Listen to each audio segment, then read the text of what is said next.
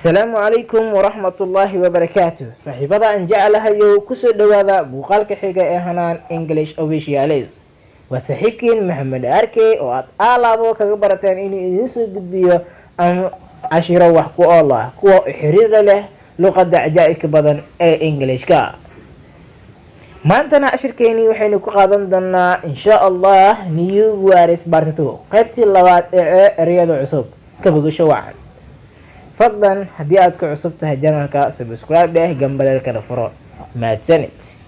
Number 1 isku soo noqod wacan. Number 1 peer u dulqaadasho. I can peer you kuma dulqaadan karo adigu. I can peer you kuma dulqaadan karo adigu more than this intan ka badan kuma dulqaadan karo adigu.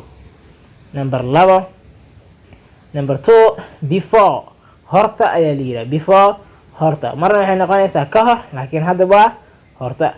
It is immense honor for me. It is immense honor for me. Sharaf weyn ayay ii tahay. Immense ayaa weyna, honor waa sharaf. Sharaf weyn ayay ii tahay anigu to appear inaan ka soo muuqdo before you idinka hortiina today maanta idinka hortiina inaan ka soo muuqdo ayaa sharaf weyn ii ahba.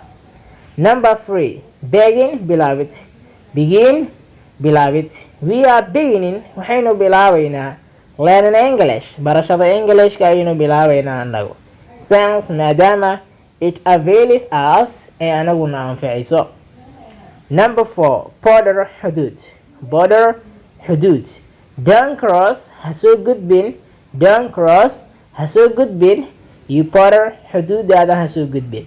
Otherwise haddii kale you will see something waxaad wax ku arki doontaa with your eyes indhahaaga ayaad wax ku arki doontaa. The last number 5 bother dhibit stop jooji bothering the people dadka the elder people. Stop jooji the bothering dhibidaad dhibayso the elder people dadka waaweynaad dhibayso jooji. Dadka adigu kaa waaweynaad dhibaysid dhibka ka daa. Since maadaama I don't like aanan jeclayn to bother in la dhibo the people dadka in la dhibo maadaama aanan jeclayn. That's all cashirkeennii halka oo ku saabsanaa new waris bartito qaybtiisii labaad halka ayuu noogu egyahay. waxaan filayaa inaad ka faa'iidaysato. fadlan haddii aad ka heshay muuqaalka like sar si aynu usoo badino muuqaalo wax ku oo leh oo aad adiguna ka faa'iidaysato. sidoo kalena la wadaag asxaabtaada ugu dheh share. haddii aad faalooyin noo haysana fadlan nagu dhaaf qaybta hoose ee commentigu. mahadsanid. intaynu muuqaalka xiga aan kaga kulmi doono waa anigoo oo ah saaxiibkiina Maxamed Arkey oo ku dhahaya guuleyso weliga.